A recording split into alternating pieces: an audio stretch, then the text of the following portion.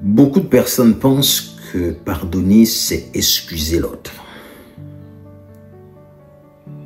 Beaucoup de personnes pensent que pardonner, c'est accepter la malveillance des autres. Et c'est une grosse erreur. Et beaucoup de gens souffrent à cause de ça. Pardonner ne consiste pas à excuser l'autre. Vous n'avez pas besoin d'excuser l'autre, en fait. Vous n'avez pas besoin des excuses de l'autre. Vous pardonnez sur la base de votre identité. Pourquoi? Parce que vous avez été offensé simplement. Parce que vous avez ignoré votre identité. Vous avez ignoré qui vous êtes.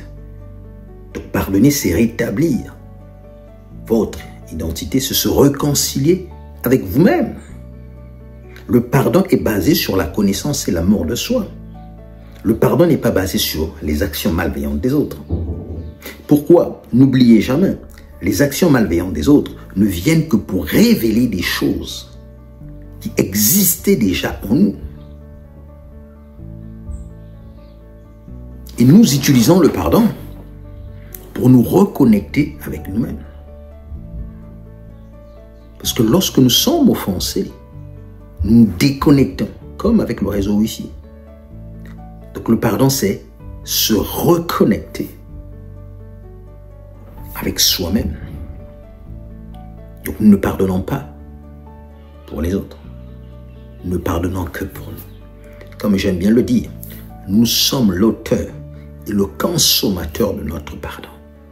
Le pardon vient de l'intérieur vers l'intérieur. Elle ne part pas à l'extérieur. C'est très important de le comprendre.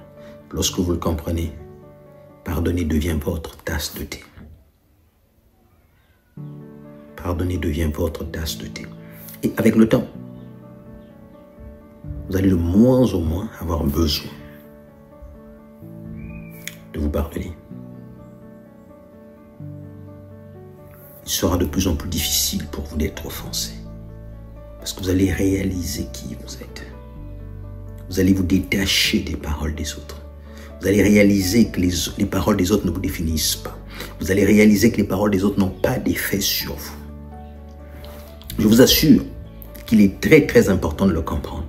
Les paroles des autres ne vous définissent pas. Les paroles des autres n'ont pas d'impact sur vous. Les paroles des autres n'ont pas de puissance sur vous. Peu importe, que ce soit vos parents, que ce soit vos enfants, que ce soit vos amis, votre boss. Ces paroles n'ont pas d'impact sur vous. Les choses qui ont un impact sur vous ne sont que vos paroles et vos croyances. Toutes les choses qui viennent à l'extérieur, vous devez leur donner l'autorisation dans votre vie. Donc si les paroles d'une personne extérieure ont de l'impact sur vous, ça veut simplement dire que vous avez donné l'autorisation à ces paroles d'atterrir dans votre monde. Et si vous avez donné l'autorisation, ça veut dire que vous avez accepté un mensonge sur vous. Parce qu'il est interdit de donner l'autorisation à toutes les paroles qui sont contraires à votre identité. Vous ne devez pas vous identifier à ce que les autres disent de vous. C'est la raison pour laquelle vous devez connaître qui vous êtes. Votre identité est votre bouclier. Votre identité est votre bouclier. Le meilleur moyen ou la seule façon de se protéger dans ce monde est de se connaître et de s'aimer. Et de se connaître et de s'aimer. Mais malheureusement, je rencontre beaucoup de personnes qui essayent de chercher à se... Il y a des gens qui cherchent à mettre des limites. Il y a des gens qui apprennent à dire non. Non, lorsque vous vous connaissez, vous vous aimez, vous vous mettez des limites. Les vraies limites que vous avez dans votre vie est la connaissance de soi et l'amour de soi. Donc vous n'avez pas d'autres limites à poser. Dans la vie, on ne pose pas de limites. La connaissance de soi et l'amour de soi sont vos limites. Le but de la vie est de découvrir ses limites. Lorsque vous découvrez ces limites-là, elles s'activent. Elles travaillent en votre faveur. Vous êtes protégé par votre connaissance de soi. Vous êtes protégé par l'amour de soi. Donc ne perdez pas votre temps. Ne cherchez pas à apprendre à dire non. Si vous vous connaissez, vous vous aimez, vous développez votre relation avec vous-même. Naturellement, vous allez dire oui à qui vous êtes.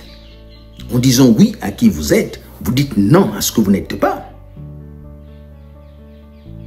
Mais beaucoup de gens passent leur temps, passent leur journée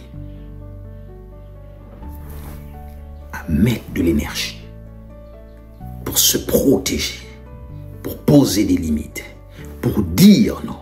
À la fin de la journée, vous êtes fatigué. À la fin de la journée, vous êtes vide. À la fin de la journée,